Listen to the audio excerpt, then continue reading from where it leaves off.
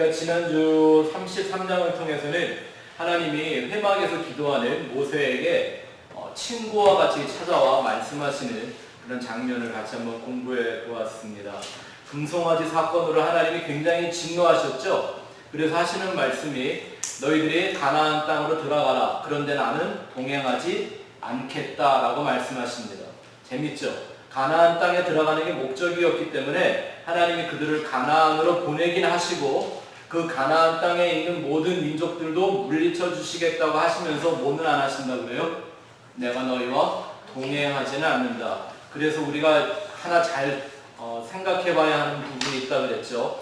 모든 일들이 뜻한 대로 바람직한 대로 잘 이루어지고 성공한 것처럼 보였다고 그것이 하나님의 영광을 나타내는 거라고 생각하면 안 됩니다. 그게 모세의 마음이었죠. 모세가 얘기하기를 하나님 당신이 안 가면 아무 의미 없습니다. 우린 안 가겠습니다. 차라리 광야에서 죽겠습니다. 라고 모세가 고백을 합니다. 이게 바로 성도의 모습이어야 하는 거고요. 이게 하나님을 정말 알고 복음에 만들어가는 그 세상이 뭔지를 정확하게 아는 사람들의 모습이죠. 그래서 모세가 그 하나님 앞에 간청을 합니다. 하나님 제발 은혜를 베푸셔서 우리가 하나님의 은혜와 떨어지지 않게 해달라고 하는. 좀 놀라운 것이 뭐냐면 모세는 지팡이 하나로 10가지의 재앙을 일으켰던 장본인입니다. 홍해를 갈랐습니다. 엄청난 능력이죠. 마라의 쓴물을 나뭇가지 하나로 단물로 바꿔냈던 사람입니다. 물론 하나님 하신 일이지만 나를 통해서 이런 일들이 이루어졌다고 생각을 하면 그 사람이 얼마나 기고만장해질 수 있을까요? 네? 그것 때문에 자기를 바라보고 따르는 추종하는 사람들이 얼마나 많아졌는데, 그렇죠? 자기를 두려워하는 사람들, 자기를 수종드는 사람들이 얼마나 많아졌는데 그들을 의지하지 않고 모세는 하나님이 나와 함께 이 백성과 함께 가나안으로 동행해 주시지 않으면 우리는 다 여기서 죽는 게 낫습니다. 라고 고백합니다. 자기에게 겉으로 주어졌던, 외적으로 주어진 어떤 그런 것들을 의지하지 않는 것을 보이죠. 이게 바로 모세를 통해 하나님이 이 세상에 말하고 싶은 출애굽기에 담겨있는 복음의 클라이맥스입니다. 성도는 이게 성도야 라고 보여주시는 거죠. 기적을 일으켰다고 능력이 나타났다고 막 기고만장해서 하늘 높은 줄 모르고 땅 넓은 줄 모르고 까부는 이런 사람들이 아니라 그걸 통하여 하나님을 알면 알수록 더욱더 하나님의 은혜만을 구하는 겸손한 피조물의 자리를 찾아가는 거죠. 이게 바로 예수 그리스도의 형상을 회복하는 성도의 모습이죠. 그러니까 모세는 하나님을 더 알아갈수록 더 배울수록 하나님의 기적을 더 맛보고 하나님이 어떤 분인 줄 더 알수록 자기의 어떤 신비한 능력이나 강력한 리더십을 더 보여주는 게 아니라 정말 하나님의 은혜만을 간구하는 성도의 모습이 어떠해야 하는가를 이 스스로 시간이 가면서 점점 성숙해 가면서 이걸 보여줍니다. 이게 바로 자기를 부인하는 성도의 삶을 사는 거죠. 그러면서 십자가의 언약을 짊어지고 사는 한 성도의 모습, 또한 그 성도의 대표로 오신 예수 그리스도를 예표하는 기막힌 모습을 보여주는 거죠. 근데 오늘날은 어떻게 자기를 통해서 뭔가 조금만 좋은 일만 생기면 그걸 자기의 능력 삼고 훈장 삼고 마일리지 삼아서 정말 하늘 높은 줄 모르고 까불죠. 자기를 추종해주는 사람들이 조금만 늘어나도 겁도 없이 떠들어대는 세상이 되어버렸단 말입니다. 모세하고는 전혀 다른 모습을 보여주죠. 이런 모세를 하나님이 친구와 같이 여겨주시다라는 겁니다. 하나님이 사람의 수준으로 자기를 낮추어 주시는 거예요. 이걸 우리는 지난주에 하나님이 섬기시는 은혜다라고 공부를 했습니다. 생각해 보세요. 하나님이 보시기에 인간이라는 존재는 만물보다 부패하고 타락한 존재라고 그랬습니다. 근데 하나님이 그 한 사람이 하나님의 마음과 그 은혜를 이해하니까 하나님이 그를 찾아와서 친구와 같이 대화해 주시더라는 거죠. 이것이 우리 성도들이 이 땅에서 누리고 싶고 우리가 우리 안에 이루어내고 싶은 영성의 목적이 되어야 합니다. 예수님도 마찬가지였죠. 오합지졸과 같은 제자들 12명을 부르셨는데 단지 하나, 친구라는 언약 하나로 그들을 다 붙들어 주시고 그들의 발걸음을 다 인도해 주십니다. 이건 은혜라는 것 말고는 설명하거나 이해할 방법이 없습니다. 하나님이라는 존재가 우리가 그렇게 부르심을 받아 하나님과 함께 살아가는 영혼들이라는 것 날마다 기뻐하시고 찬송하는 여러분들 되시기를 주의 이름으로 축원합니다. 꼭 설교를 끝내는 것 같네요. 네, 이게 이제 지난주 설교였습니다. 네, 지난주 오기를. 오늘은 34장을 볼 텐데요. 한번 여러분들 잘 아시는 제목이죠. 한번 따라해 볼까요? 질투하시는 하나님. 질투하시는 하나님. 질투하시는 하나님. 질투하시는 하나님. 이 말씀의 전체적인 그 아웃라인을 한번 보면요. 오늘 말씀이 이제 두 번째 십계명 돌판이 주어지는 거죠. 네, 왜냐하면 금송아지 때문에 첫 번째 돌판이 깨어졌었습니다. 그래서 하나님이 두 번째 돌판을 주시는데 하나님께서 이 돌판에 이 증거판 십계명에 언약이 있음을 말씀해 주면서 모세에게 두 번째 것을 주시는데 그 계명을 주시기 전에 앞서서 하나님이 나는 이런 존재다라고 얘기하실 때 하나님이 스스로 나는 질투하는 하나님이다 라고 말씀하셨습니다. 그리고 그 두 번째 돌판을 받고 내려오는 모세의 얼굴에서 광채가 났는데 그 광채가 얼마나 밝았는지 얼마나 어떻게 보였는지 모르겠지만 사람들이 두려워해서 할 수 없이 수건으로 얼굴을 가리우는 이런 장면들이 아주 유명한 장면들이 나오는 말씀들이죠. 한번 오늘 그 내용들을 한번 살펴보도록 하겠습니다. 먼저 1절부터 17절까지 한번 읽어보도록 하겠습니다. 1절부터 17절 시작.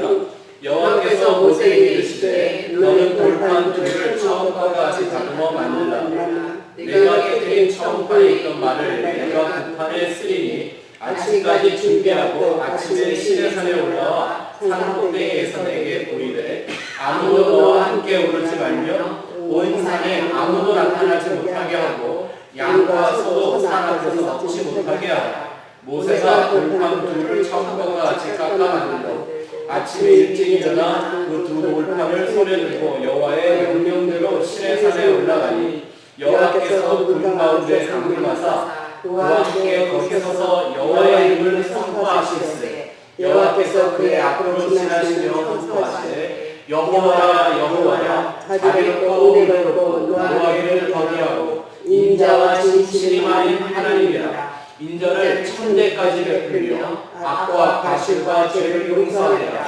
그러나 벌을 면제하지는 아니하고 아버지 약행을 자손 3세 사절까지 보호하리라.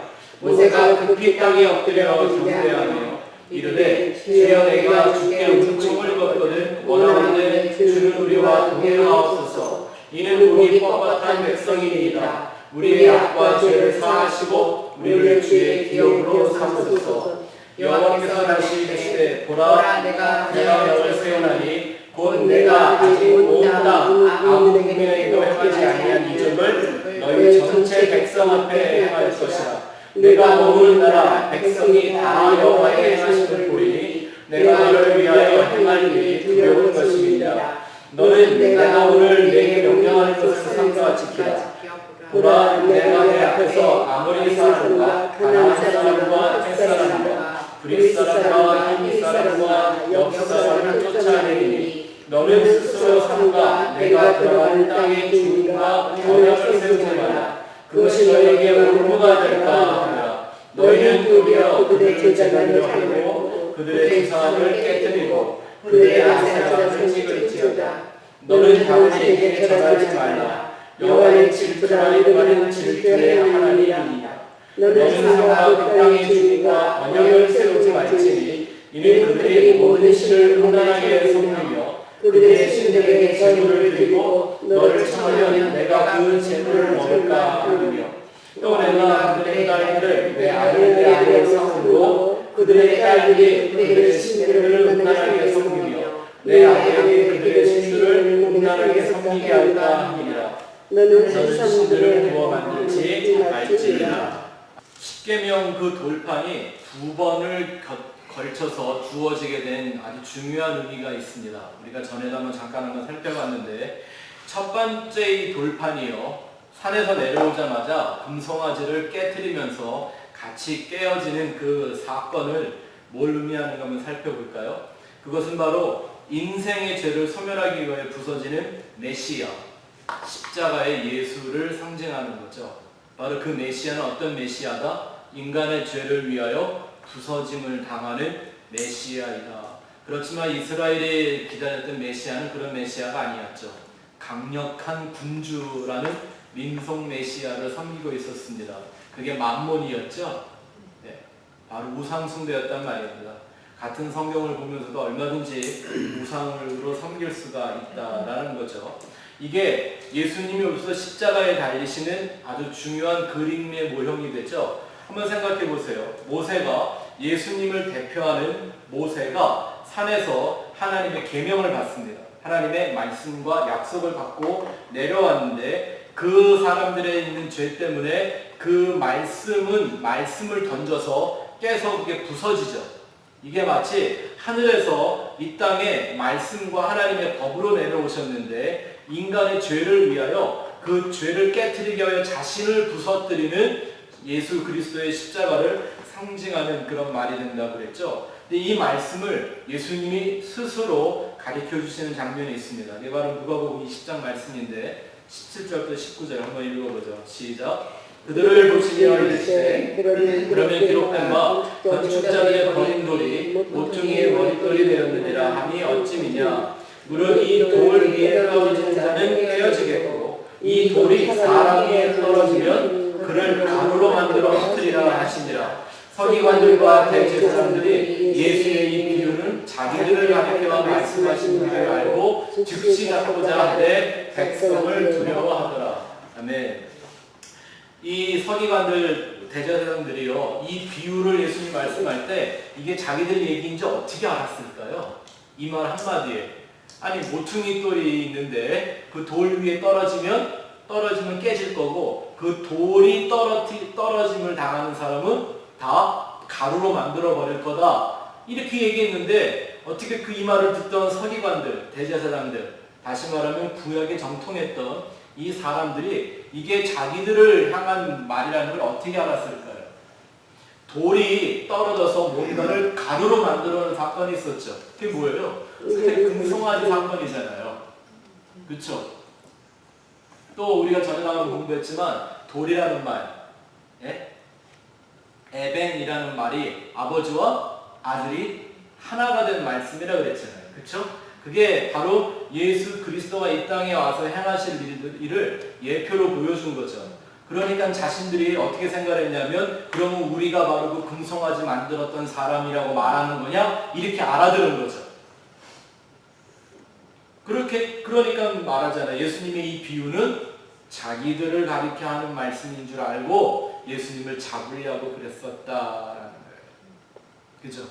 이 첫 번째 돌판에는 그런 의미가 있는데요. 두 번째 돌판은 어떤 의미가 있는지 한번 보십시다. 하나님이 돌판을 다시 써주시죠. 똑같은 말씀을 써주시는 거예요. 이것은 성도의 마음에 영원히 함께 하실 부활의 예수를 의미하는 말이죠. 진리의 영, 곧 성령으로 오셔서 돌에 써있는 법이 아니라 성도의 마음의 율법이 되어주시는 그리스도라는 의미를 갖고 있는 것이죠. 이 말씀이라는 이 말은요, 율법이라는 그 문자를 얘기하는 게 아니라 율법이 품고 있는, 율법이 목적하고 있는 그 안에 담겨 있는 은혜와 진리를 말하는 거죠. 율법 자체는 죽이는 것입니다. 맞습니까? 율법은 죄를 정하는 것이죠. 네? 이 법을 돌이 아니라 우리의 마음에 써주시는 거라는 얘기입니다. 거기 보면 그 밑에 한번 가로에 한번 채워보실래요? 돌로 만든 비석이라는 뜻이잖아요. 그죠? 돌판, 돌비가 아닌 신비에 쓰는 거예요. 이것은 십계명이라는 걸 내 안에 쓴다는 얘기는요. 잘 이해하셔야 돼요. 십계명이라는 걸 범하면 죄다라고 말하는 그 죄 안 짓는 법을 내 안에 쓴다라는 게 아니라 나는 그 모든 죄를 범했기 때문에 하나님 앞에 멸망당해야 마땅한 사람인데 하나님이 그 은혜로만 나를 구원하실 수 있다고 하는 그 죄인의 상한 심령을 갖게 하는 거죠. 그게 바로 내 마음의 판에 하나님의 말씀을, 이 계명을 쓴다는 얘기인 거죠. 이해가 되세요? 율법을 내 안에 가지는 것은 내가 그 율법을 갖고 율법을 잘 지켜서 율법적으로 완전한 의인이 되겠다라는 얘기가 아니라 그렇잖아요. 정말 율법을 잘 지키려고 하면 할수록 율법을 완성할 수 없는 내 자신을 발견하게 되는 거잖아요. 그걸 통해서 우리가 깨닫는 건 뭐예요? 아, 나는 이렇게 죄 지은 사람이구나 라는 거죠. 10계명 다 기억하시죠? 네? 10계명. 여러분 10계명 다 지키세요? 무슨 말 나오죠? 진짜로. 10계명 다 지키고 살 수 있는 사람이 어디 있어요? 오늘도 꽤 많이 짓고 오셨죠? 근데 이 계명이 내 마음판에 쓰여진 사람과 안 쓰여진 사람이 다르죠. 왜냐하면 안 쓰여진 사람들은요, 그 죄를 지면서도 죄인지 몰라요. 죄가 죄인지를 모르니까 죄를 심판하실 하나님도 두렵지가 않아요. 하나님을 구하지도 않아요. 그러니까. 하지만 이 하나님의 십계명이 돌판이 아니라 내 마음판에 쓰여져 있는 사람들은 어떨까요? 내 안에 그런 죄가 나올 때마다 뭐가 작동해요? 그 십계명의 경찰같이 네? 나를 알게 해주잖아요. 그렇죠? 그럼 그때마다 우리가 갖게 되는 건 나는 이래서 하나님의 은혜 아니면 안 되는 존재구나라는 진정한 그 broken heart, 상한 심령, 이걸 갖고 하나님만을 구하게 되지 않습니까? 이게 바로 십계명이 우리 마음판에 쓰여진다는 얘기인데요. 자, 이 두 가지 얘기를 여러분들이 잘 이해가 되셨으면 성경 한 문자를 읽어볼 텐데 어려운 말씀인데 이해가 잘 되실 겁니다. 고린도 후서 3장을 한번 보시죠. 그리고 전에 말씀드린 게 첫 번째 돌파는 금송아지에 맞아서 깨어졌지만 두 번째 돌파는 하나님이 뭐라고 말씀하셨죠? 언약궤 안에. 그렇죠? 그림을 한번 그려볼까요? 이게 이 안에 이게 밑에 거가 언약궤고 이 위에 걸 뭐라 그러죠? 속죄소. 그죠? 이게 은혜의 보좌. 시은좌라고 그랬죠. 이걸 법궤라고도 하고요. 그리고 여기에 이제 그 양의 피를 받아서 피를 흘리는 거죠. 그렇죠? 이 법궤 안에 뭐를 담아두라고 그래요? 만나, 아론의 쌍난 지팡이, 그리고 십계명 돌판. 그래서 저는 말씀드렸죠. 이 법궤는 뭘 상징하는 거라고요? 은혜라고 하는 예수를 머리로 삼는 그의 몸이 되는 성도를 말하는 거란 말이에요. 내가 법궤란 말이에요. 예수 그리스도의 그 물과 피로 거듭난 사람들이 법궤예요, 법궤. 그래서 뭐가 들어가는 거예요? 만나와 새 생명, 그렇죠? 아론의 쌍난 지팡이, 새 생명. 만나는 말씀이고, 예, 십계명이 이게 이 안에 새겨져야 될 것을 이 그림이 우리에게 완전하게 가르쳐주고 있잖아요. 자, 이 얘기가 고린도후서 3장 전체에 쓰여져 있는데, 자, 좀 길어서 제가 한번 빨리 읽어드릴 테니까 눈으로 여러분들의 3절부터 한번 저랑 한번 같이 봅시다. 제가 읽겠습니다. 너희는 우리로 말미암아 나타난 그리스도의 편지니 이는 먹으로 쓴 것이 아니요 오직 살아계신 하나님의 영으로 쓴 것이며 돌판에 쓴 것이 아니요 오직 어디에? 이게 마음판에 쓴 것이라. 이게 이제 돌비다 신비다 이렇게 되어 있죠. 개역 한글엔 옛날에 돌비요 신비라고 써놨었어요. 개역 개정이 또 바꾼 거죠. 네, 같은 말입니다. 4절 우리가 그리스도로 말미암아 하나님을 향하여 이 같은 확신이 있으니 우리가 무슨 일이든지 우리에게서 난 것 같이 스스로 만족할 것이 아니니 우리의 만족은 어디로부터? 오직 하나님으로부터 나느니라. 그가 또한 우리를 새 언약의 일꾼 되기에 만족하게 하셨으니 율법 조문으로 하지 아니하고 오직 영으로 함이니 율법 조문은 죽이는 것이요 영은 살리는 것이니라. 돌에 써서 새긴 죽게 하는 율법의 조문의 직분도 영광이 있어 이스라엘 자손들은 모세의 얼굴에 없어질 영광 때문에 그 얼굴을 주목하지 못하였거든. 이게 오늘 우리가 읽는 출애굽기 34장의 말씀 얘기가 나오죠. 8절 하물며 영의 직분은 더욱 영광이 있지 아니하겠느냐. 정죄의 직분도 영광이 있은즉 의의 직분은 영광이 더욱 넘치리라. 영광되었던 것이 더 큰 영광으로 말미암아 이에 영광될 것이 없으나 없어질 것도 영광으로 말미암았은즉 길이 있을 것은 더욱 영광 가운데 있느니라. 우리가 이같이 큰 소망이 있으므로 담대히 말하노니 우리는 모세가 이스라엘 자손들에게 장차 없어질 것에 결국을 주목하지 못하게 하려고 수건을 그 얼굴에 쓴 것 같이 아니하노라. 오늘 읽었던 얘기가 나오죠. 이따가 무슨 뜻인가 살펴볼 겁니다. 그러나 그들의 마음이 완고하여 오늘날까지도 구약을 읽을 때 그 수건이 벗겨지지 아니하고 있으니 그 수건은 그리스도 안에서 없어질 것이라고 이런 데다가 밑줄을 거놓으시는 거예요.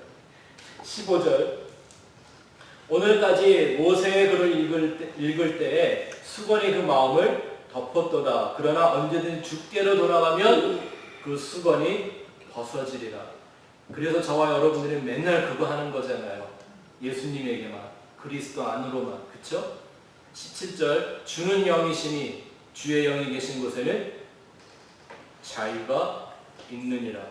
우리가 다 수건을 벗은 얼굴로 거울을 보는 것 같이 주의 영광을 보매 그와 같은 형상으로 변화하여 영광에서 영광에 이르니 곧 주의 영으로 말미암음이니라.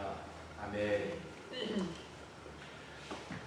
바로 첫 번째 돌판이 깨어진 건 예수님의 십자가를 상징하고 이 두 번째 돌판은 성도라는 우리 사람의 마음에 쓰여져야 되는 하나님의 언약인 것을 이 말씀들이 우리에게 잘 가르쳐주고 있죠.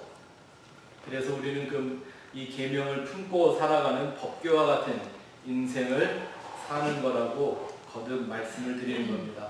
또 이제 5절부터 7절에 보면 하나님께서 당신의 이름을 선포하십니다. 여호와라 여호와라 라고 하는데 이건 여호와는 이제 영어식 발음이고요. 원래 히브리식으로 말하면 야훼 야훼 이렇게 하는 거죠. 전에도 온 거였지만 하나님에게는 이름이 없습니다. 하나님에게 있어서 그 이름이라고 하는 것은 하나님을 어떤 다른 존재와 섞어서 혼합해서 사용하지 못하도록 하나님의 절대적인 그 유일한 존재성을 말하는 거라고 우리가 공부한 바가 있습니다. 이름이라는 말이. 그런데 거기 보니까 그 하나님의 그 이름의 뜻들을 이렇게 쭉 설명을 해줘요. 몇 가지가 나오냐면 자비, 은혜, 노하기를 더디함, 인자함, 진실함 5가지가 여기 나오잖아요. 그 내용들을 한번 같이 좀 살펴볼게요. 여기에 나와 있는 자비롭고라는 말 할 때 그 자비는 전에 우리가 공부한 라함이라는 말입니다. 언제 공부했었죠? 긍휼히 여기는 자는 긍휼히 여길 것이요. 그죠? 여김을 받을 것이요. 그게 라함이라는 긍휼이란 말입니다.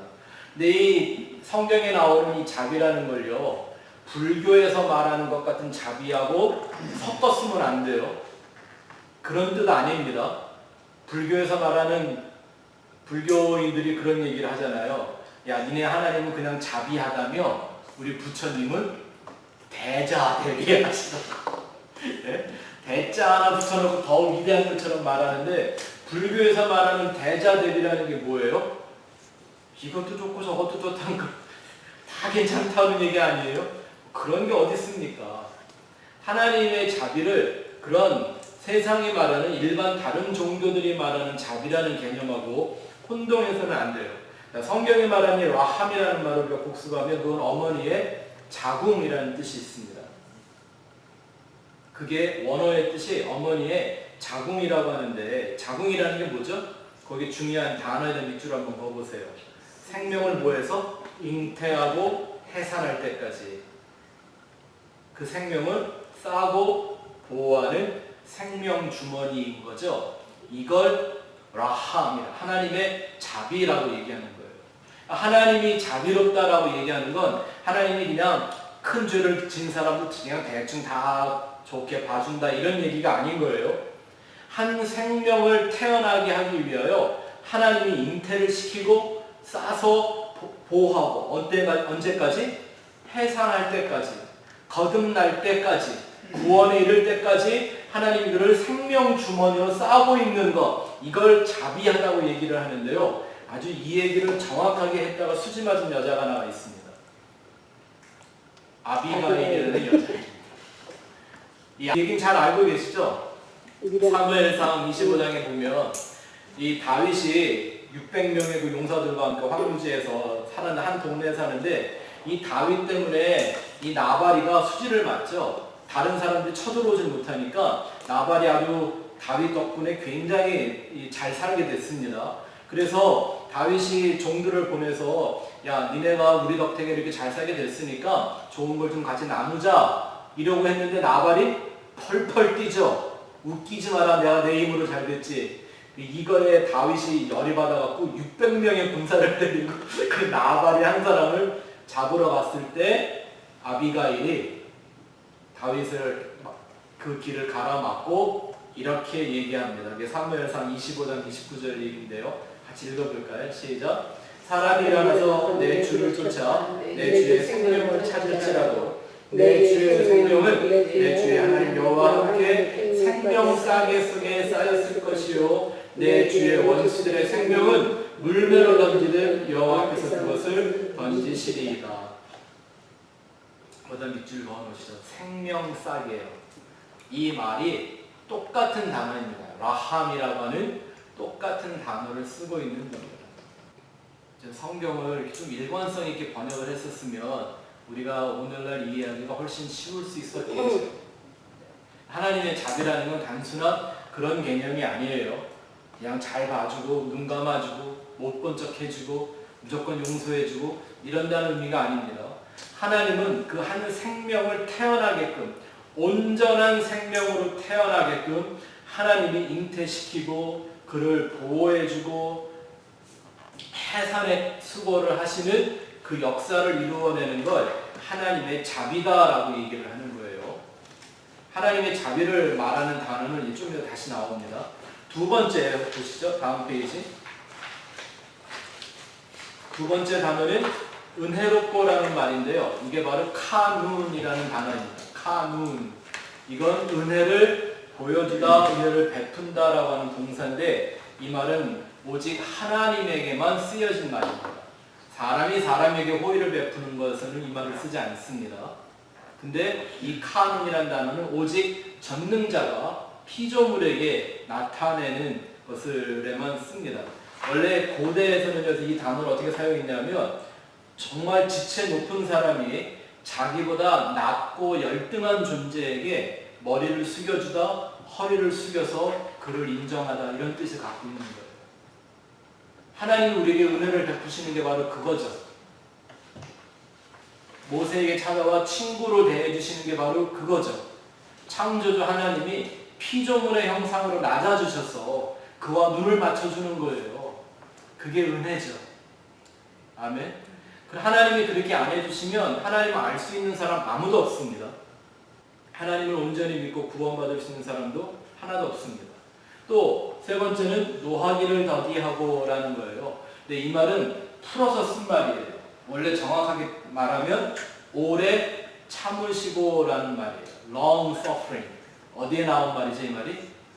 성령의 9가지 열매 중에 오래 참음이 나오죠. 네. 화를 천천히 낸다 이 얘기가 아니라 오래 참으신다. 근데 그 오래가 얼마큼일까요? 심판날까지죠. 네, 그 하나님을 보여주는 거고요. 네 번째가 인자하심이 나오죠. 영어로는 loving kindness라고 말하는 여러분이 잘 아는 헤세드라는 단어입니다. 이게 우리가 생각하는 자비와 의미가 좀 비슷한 뜻을 갖고 있습니다. 근데 이 자비라는 이 헤세드라는 말 안 속에요. 어떤 또 뜻이 담겨 있냐면 복을 준다라는 뜻도 담겨 있습니다. 인자하다라는 게 자비를 베풀다라는 말인데 그 말을 또 어떤 뜻으로 사용하냐면 복을 주다라는 거예요. 우리가 이제 창세기 천지창조 공부할 때 이제 좀 있으면 그 하나님이 복을 배울 겁니다. 하나님이 첫째 날부터 넷째 날까지는 나누는 일을 하세요. 빛과 어둠을 나누시고 궁창 위의 물과 아래 물을 나누시고 땅과 바다를 나누시고 해와 달과 별과 이런 것들을 나누시고 다섯째 날에 짐승을 만든 날 하나님의 처음 복을 주신다라는 말이 나옵니다. 바라크라는 말이에요. 버락 오바마 있죠? 그 버락이라는 말이 그 말인 거예요. 아셨어요? 그 말이 저쪽 아랍 말이잖아요. 이름이 버락이라고 지금 얘기하지만 그게 바라크에서 온 거예요. 이렇게 쉽게 우리말로 번역을 하면 복덩이 이런 거죠. 예, 근데 성경이 말하는 복이 우리가 지금 한국 사람들이, 조선 사람들이 좋아하는 복일까요? 왜냐하면 그가 아니라는 걸 알 수 있는 게 하나님이 사람에게만 복을 줬다라면 그런 걸 우리가 알 수 있겠지만 하나님이 제일 먼저 복을 베푼 존재는 사람이 아니었어요. 뭐였다고요? 짐승들이요, 짐승들. 짐승들에게 먼저 복을 주셨어요, 사람보다. 그게 뭐예요? 짐승들이 무슨 복을 받았죠? 개팔자, 상팔자. 제가 옛날엔 설교하면서 이런 농담도 잘했는데 네? 짐승이 복을 받았다는 게 좀 이상하잖아요. 근데 똑같은 바라크라고 하는 그 복이라는 거 하나님이 사람을 만들고도 복을 주세요. 더 재밌는 건 일곱째 날 안식일에도 복을 주세요. 무슨 날에도 복을 줘요.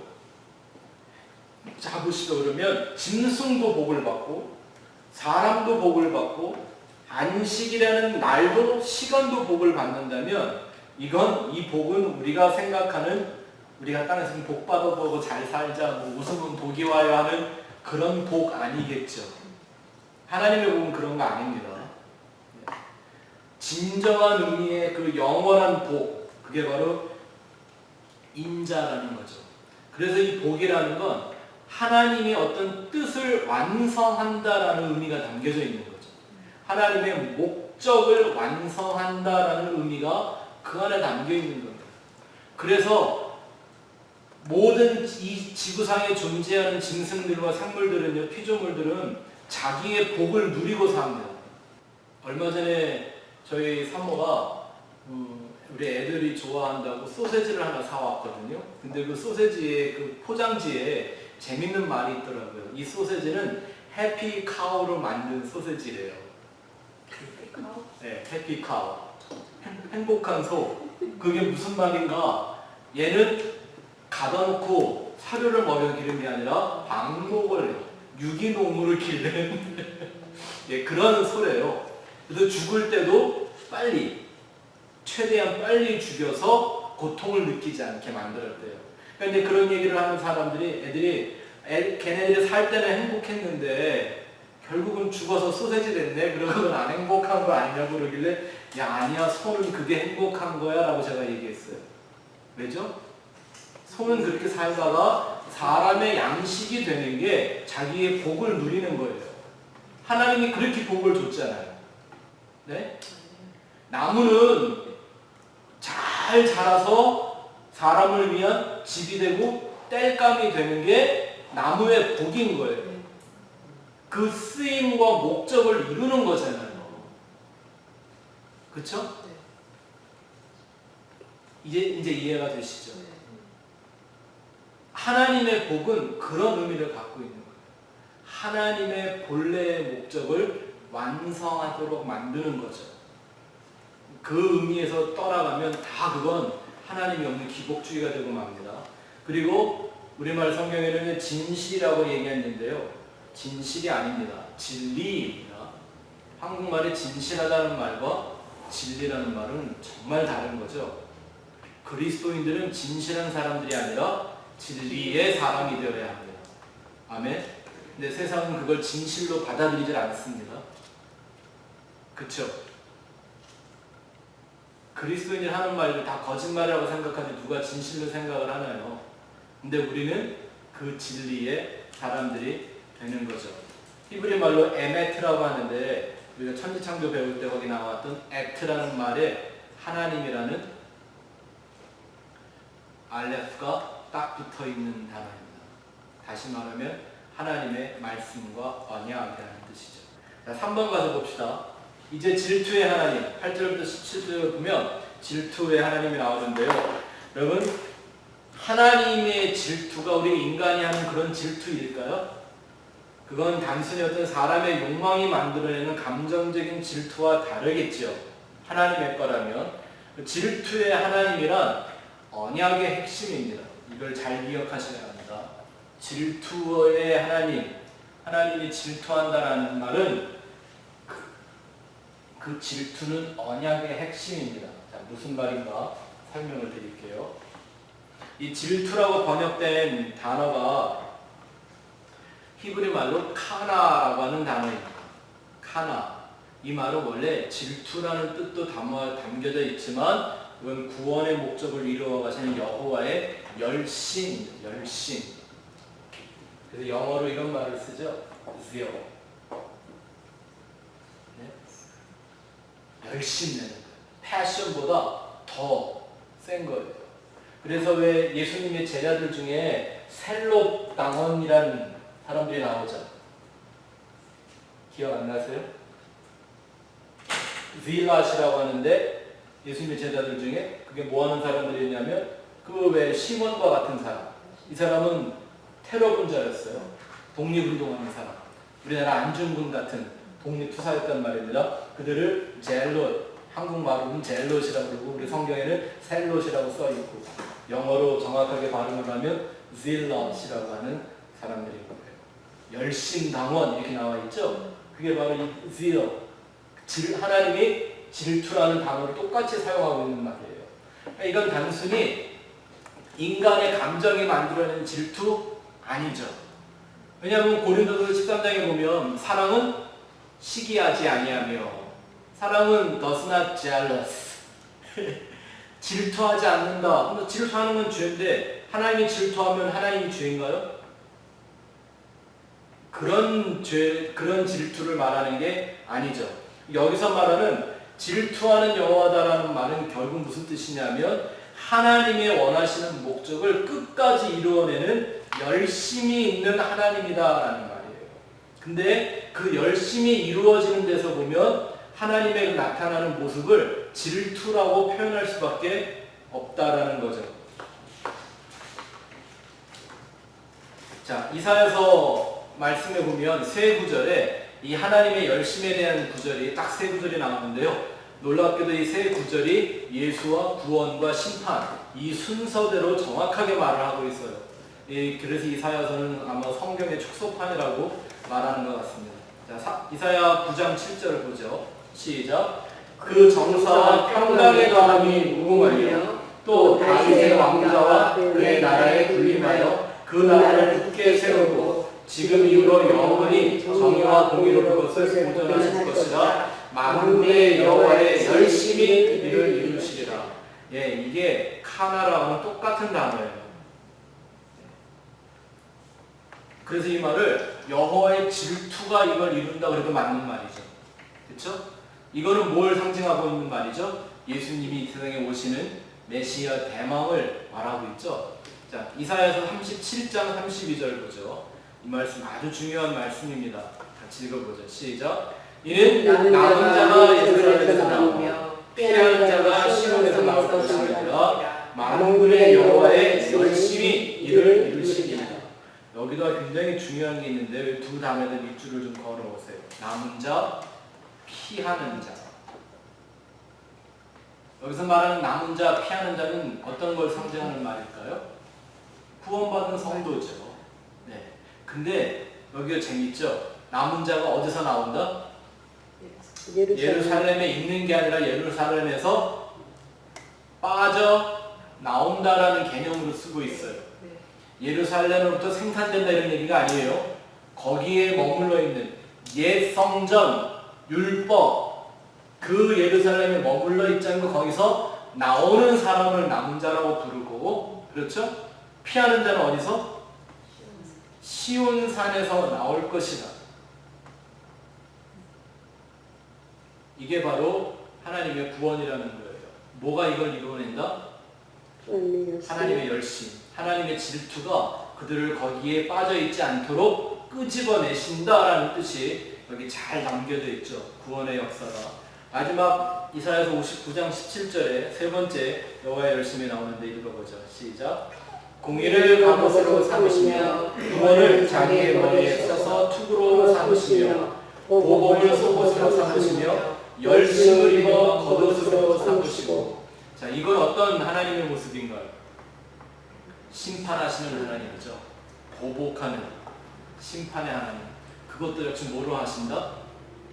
하나님의 열심으로 이루어내신다라는 거예요. 이 하나님의 열심의 목적이 그럼 뭡니까? 이런 말씀들을 가만히 보면 결과는 이거죠. 그리스도와 연합하게 만드는 거죠. 그리스도와 연합을 이루는 것이고, 그것은 예수와 하나가 되게 하는 거죠. 하나. 둘이 아니라 하나. 아멘. 기독교의 신비와 가장 이해하기 어려운 게 바로 이거예요. 하나가 된다는 겁니다. 그래서 그 다음 줄 한번 보십시오. 두 마음으로 나누어지거나 두 주인을 섬기는 형태로 분리되어서는 절대 안 되는 것임을 알 수가 있습니다. 그래서 그걸 하나님의 질투라고 표현한다면 일리가 있습니다. 하지만 이건 인간의 어떤 감정적 질투로, 욕망이 만들어내는 그런 시기 질투로 이해해서는 절대 안 됩니다. 저는 이 질투하는 하나님이라는 걸 제가 한번 섬뜩하게 느껴본 적이 있습니다. 제가 요한이를 낳고서 우리 요한이가 이제 4살쯤 되어 가는데, 근데 교회에 젊은 부부들이 갑자기 딸들을 줄줄이 낳는 거예요. 근데 딸을 안고 다니는 아빠들이 얼마나 부러워요, 저. 그건 제가 우리 사모한테, 야, 딸 좀 하나 놔줘라. 너 왜 딸도 하나 못 낳으시나? 저희가 뭐 조절을 한 것도 아닌데 한 4년간 아기가 그렇게 없었어요. 그러다가 예나가 태어난 거예요. 얼마나 좋아했지, 얼마나 예뻐야죠. 그 딸을 대한 그 아빠의 마음이. 근데 제가 너무 좋아서 걔를 놓고 정신을 못 차리니까 아기 낳는 걸 도와주겠다고 한국 저희 어머니가 오셨다가 공항에서 가시는 날 한 달 정도 계시다가 돌아가시면서 저한테 딱 한마디를 해주셨는데요. 저는 그 말을 지금도 잊을 수가 없어. 막 소름이 끼치도록 지금까지도 생각이 나는 게 뭐냐면, 네가 네 딸 너무 이뻐서 사랑하는 거 알겠는데 하나님이 질투하신다. 그리고 게이트로 쑥 들어가셨거든요. 근데 저는 그 말이 꼭 하나님의 음성처럼 들렸었어요. 그래서 제가 깨달은 게 왜 하나님이 아브라함 보고 이삭을 죽이라고 했는지를 그때서야 정말 이렇게 뼈저리게 막 소름이 끼치게 경험을 한 적이 있었습니다. 하나님은 나를 온전히 독점하셔야 됩니다. 그래야만 하나님이십니다. 맞습니까? 그게 하나님의 거룩함이고, 그것이 하나님의 완전함이고, 그것이 하나님의 공의입니다. 그게 하나님의 완전한 사랑입니다. 뭐가 거기에 끼어 있거나 이게 두 마음으로 갈라지거나 내가 두 주인 사이에서 우왕좌왕하는 걸 하나님은 용인을 할 수가 없는 하나님이십니다. 그래서 그 하나님을 질투하는 하나님이라고 말하는 거고, 그것이 바로 나를 완전한 구원의 성도로 만들어내신 하나님의 열심이라는 거죠. 하나님은 그 일을 위해서 쉬지 않고 일하시는 겁니다. 한번 생각해 보세요. 말씀 하나로 온 세상을 창조하시는 그분이 뭐 때문에 쉬지 않고 일을 하셔야 할까요? 하나밖에 없어요. 하나님을 쉬지 못하게 하는 피조물은 뭐밖에 없나요? 저나 여러분이라고 하는 이 주인들밖에 없잖아요. 그게 하나님의 열심이란 말입니다. 아멘. 그 얘기가 이제 또 신약에서도 반복되어서 나오는데 한번 볼까요? 고린도후서 11장 2절 말씀 같이 읽어봅시다. 시작. 내가 하나님의 열심으로 너희를 위하여 열심을 내노니 내가 너희를 정결한 처녀로 한 남편인 그리스도께 드리려고 준비하노라. 누구의 열심으로? 하나님의 열심으로 열심을 낸대요. 이게 교회에게 필요한, 성도들에게 필요한, 특별히 복음의 증인들, 이 십자가의 메신저들에게 필요한 열심입니다. 이거 외에는 다른 열심이 우리에겐 필요가 없습니다. 근데 그 열심으로 사도 바울이 뭐 한다고 말합니까? 예수님과 우리를 중매한다. 결혼시키는 거예요. 그죠? 네? 신랑과 신부로 하나 되게 연합되게 만드는 거죠. 이것이 바로 복음 증거자들의 열심이어야 합니다. 근데 반면에 잘못된 열심을 갖고 있는 사람들을 거짓 선지자라고 하죠. 그 얘기도 나와요. 갈라디아서 4장 17절 시작. 그들이 너희를 위하여 열심내는 것은 좋은 뜻이 아니요 오직 너희를 이해시켜 너희로 그들에게 대하여 열심을 내게 하려 합니다. 이게 바로 마귀와 거짓 선지자들이 행하는 괴계인 것이죠. 맞습니까? 뭐 한다고 그래요? 열심을 내게 하는데 그거는 선한 뜻이 아니다. 뭐 하는 거예요? 이간을 시켜서 하나님을 대해서가 아니라 자기를 대해서 열심을 내게 만드는 거예요. 아, 저는 이런 목사가 실력 있는 목사인 줄 알았어요. 네? 내 사람 만들어서 네? 내가 하는 목회 열심히 도와가지고 네? 내 교회 부흥시켜서 내 영역을 넓히고 지경을 넓히고 이러는 게 실력 있는 목사인 줄 알았어요. 아니요. 선한 뜻이 아니라고 얘기하잖아요. 인간을 위해서 열심을 내게 만들어요. 자, 또 하나님의 열심에 대한 얘기가 계시록 3장의 마지막에 나옵니다. 같이 읽어보죠. 시작. 내가 너를 권하니 내게서 불로 연다는 금을 사서 부유하게 하고 흰 옷을 사서 입어 벌거벗은 수치를 보이지 않게 하고 안약을 사서 눈에 발라 보게 하라. 무릇 내가 사랑하는 자를 책망하여 징계하노니 그러므로 내가 열심을 내라 회개해라. 이게 어느 얘기죠?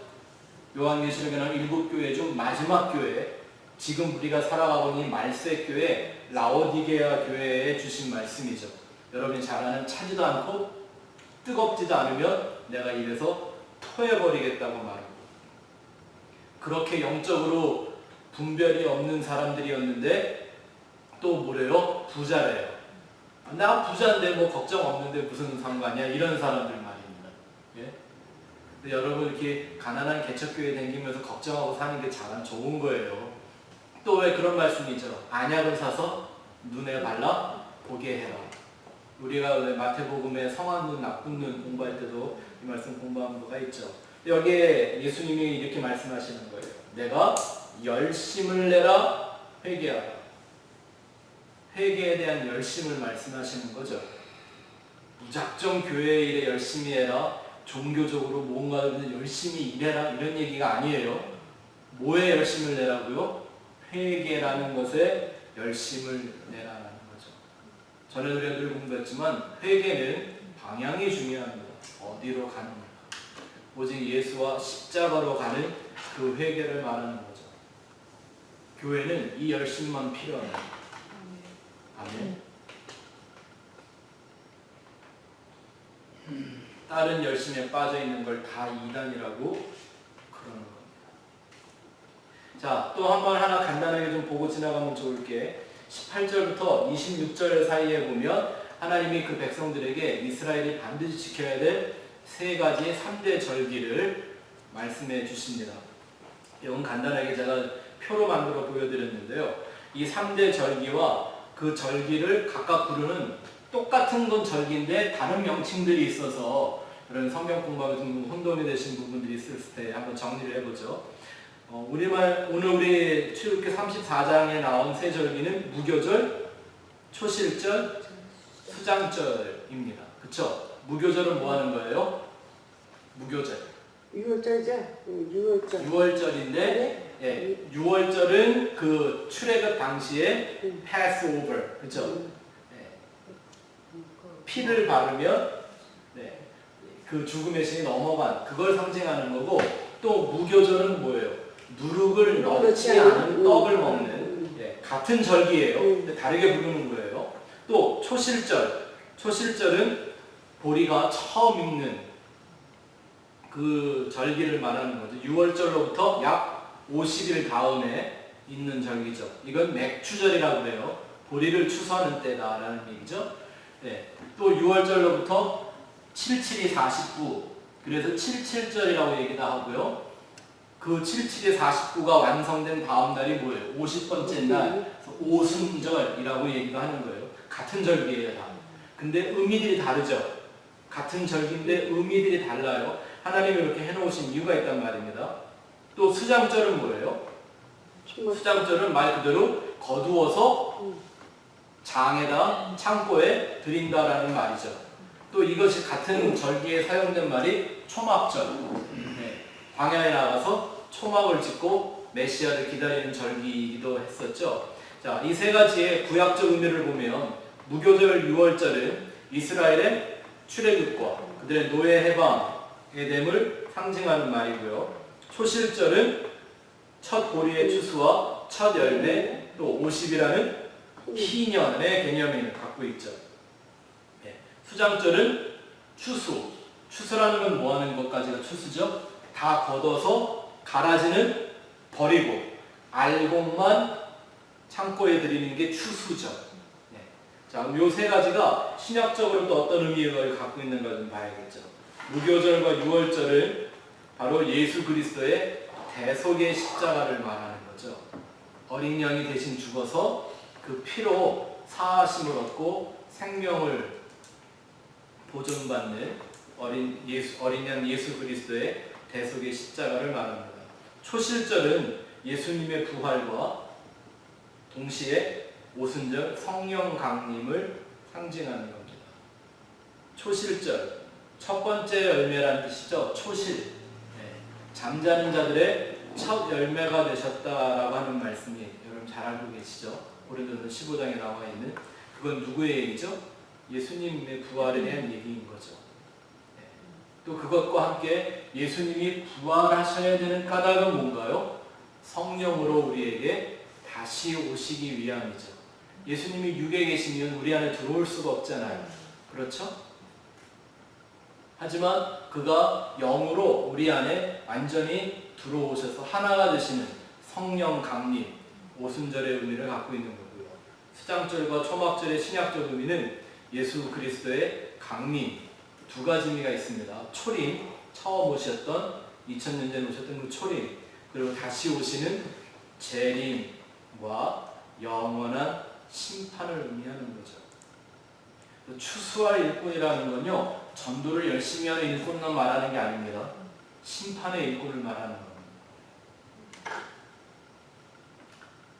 근데 왜 절기를 이렇게 다른 이름들을 주셨을까요? 그 뜻이 있겠죠. 그건 바로 이 절기 지킴의 목적에 대한 오해를 방지하기 위함입니다. 한번 생각해 보세요. 6월절이라는 것, 이거를 하나님이 그 의미를 정확하게 가르쳐 주시지 않고 백성들이 그냥 대충 지켜버리면 이건 그냥 역사적 기념일에 불과하죠. 우리나라 광복절, 8.15 광복절 같은 거, 예? 미국의 4th of July, 이런 독립일과 다를 바가 없잖아요. 그렇게 지켜버리면 그건 오히려 자기의 민족적인 그런 어떤 그릇된 민족주의만 강화시키는 이런 기념일이 되고 말겠죠. 하나님은 그걸 얘기를 하는 게 아니라 영원한 구원이 뭔가, 거듭남이 뭔가를 가르쳐주기 위해서 주신 건데요.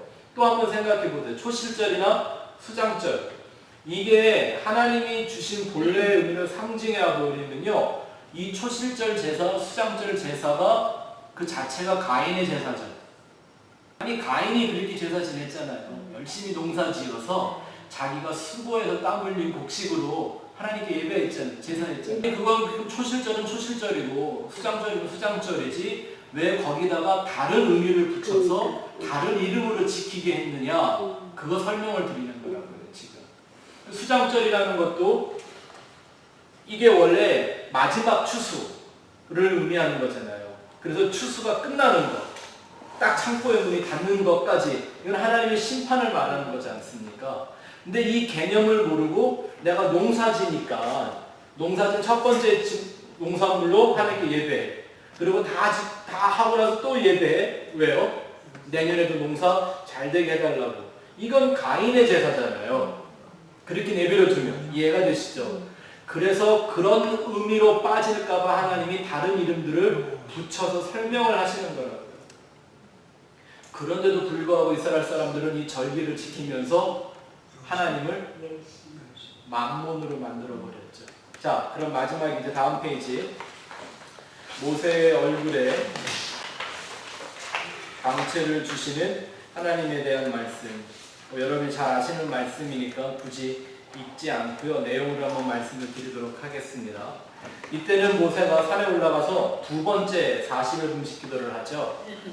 네, 이것 때문에 이제 막 사람들이 40일 금식 기도를 너도나도 하는데 하나님이 모세에게 내가 너한테 돌판 줄 테니까 능력을 줄 테니까 올라와서 금식해. 이런 적 한 번이나 있으신가요? 이건 모세가 의도한 금식이었나요? 금식하려고 올라간 건가요? 그렇지 않죠. 근데 금식을 했다고 성경이 이걸 설명하고 있는 뜻이 있겠죠. 이건 모세가 하나님이 나한테 이런 거 좋은 걸 주실 테니까 내가 뭐라도 해야지 하는 금식이 아니라 하나님 나한테 이것 좀 주세요. 내 소원을 이루어보려고 한 금식이 아니라 하나님과 함께 했더니 먹고 마실 필요가 없더라라는 거죠. 그러니까 자연이 이루어진 금식인 거죠. 굶으려고 굶음이 아니라 자연이 먹지 않아도 마시지 않아도 그의 생명을 지키는 거죠.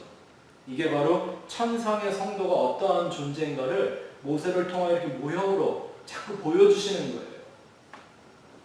그런데도 불구하고 하나님이 모세의 금식한 사건을 성경에 기록한 까닭이 뭘까요? 진정한 금식이 뭔가를 알게 하기 위함인 거죠. 우리 지난번 산상수도 공부했잖아요. 참된 금식은 땅에서 우리 육신을 위한 양식을 끊는 게 아니라 영의 온전한 양식을 먹기 위하여 그릇된 양식을 끊는 것, 그게 진짜 금식이라고 그랬죠. 그렇죠?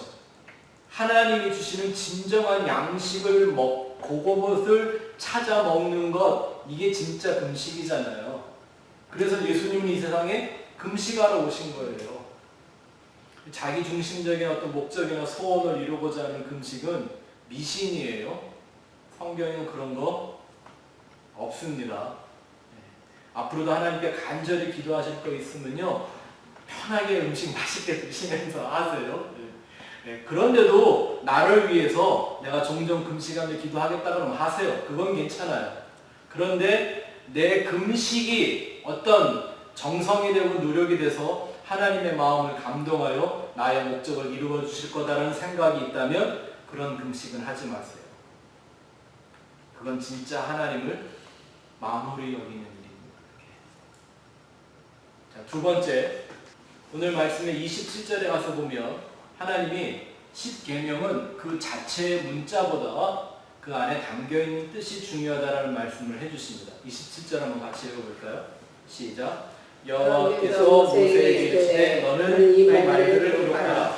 내가 이 말들의 뜻대로 너와 이스라엘과 언약을 세웠습니다 하십니다. 여러분 6줄을 번호보세요. 이 말들의 무엇대로? 뜻대로. 말대로가 아니라 뭐예요? 그 말이 갖고 있는 뜻대로 뭘 세웠다? 언약을 세우셨다라는 거예요.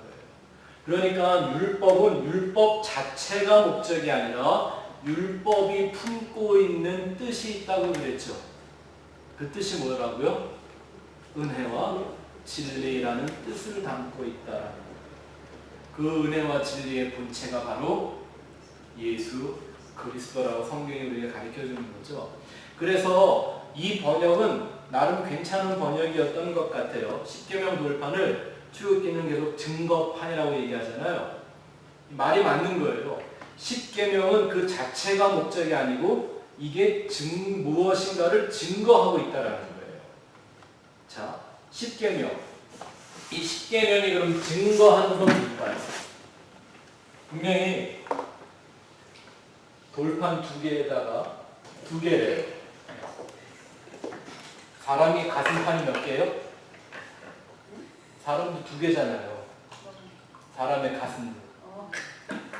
그죠? 우리 그 가슴을 좌심실, 우심실 이렇게 하잖아요. 두 개가 있다고. 두 개를 상징하는 거잖아요. 거기에 하나님이 10개의 계명을 주셨어요. 이걸 증거판이라고 해요. 이거를 우리 안에 기록하면, 내가 품으면, 그죠? 이것들이 나한테 증거하는 것들이 있대요. 자, 보세요. 왜 이런 말씀들, 이런 율법이 상징하는 걸 저는 계속 예수와 십자가라고 말을 하냐면, 이 열이 하나로 증거된 적이 있었죠. 우리는 간단하게 뭐라고 불러요? 11절. 이렇게 부르지만 이게 말이 안 좋은 말이에요. 10의 1. 열을 대표하는 하나라는 거죠. 네? 옛날에 우리 배웠었잖아요. 한 호멜. 이게 뭐 벌써 몇 개월 됐으니까 아직도 기억을 하는 건 그건 옳지 않아요. 옳지 않아요. 자꾸 잊어버려야 제가 또 가르쳐드리고 하는 거지. 그래야 나도 재미가 있지. 뭐 하나하나가 다 하는 어떻게 괜찮아요. 네. 그죠? 열을 하나로 대표하는 거잖아요. 그렇죠? 이 열이 하나로 완성된 적이 있었죠. 그게 누구를 통해서? 예수라는 십자가를 통해서. 그죠? 이해가 되세요? 그러니까 자 27절의 말씀을 가만히 다시 한번 보세요. 모세에게 말씀하시기를 이 말들이 뭐예요?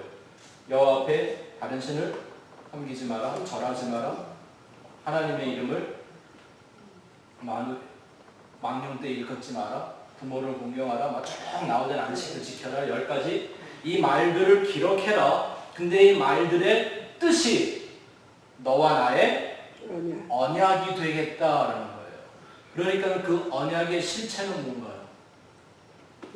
예수잖아요. 이 열이 증거하는 하나, 이 열을 완성하는 하나, 예수잖아요. 십자가의 예수 그리스도. 그렇죠? 그러니까 우리가 성경을 펴놓고 다른 얘기를 할 수가 없죠. 이걸 머리로만 아는 게 중요한 게 아니라 이게 내 안에 새겨져야 한다니까. 그렇게 해서 내가 그 언약의 예수와 하나가 되는 것, 이걸 여호와의 열심이라고 부른다는 거예요. 아멘. 그걸 소망하는 것이 우리 성도의 열심이어야 해요.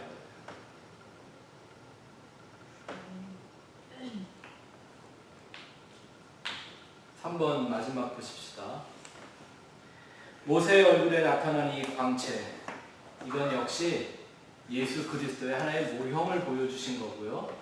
또한 장차 나타나게 될 빛의 아들들이라고 하는 성도의 모형인 거죠. 그렇죠?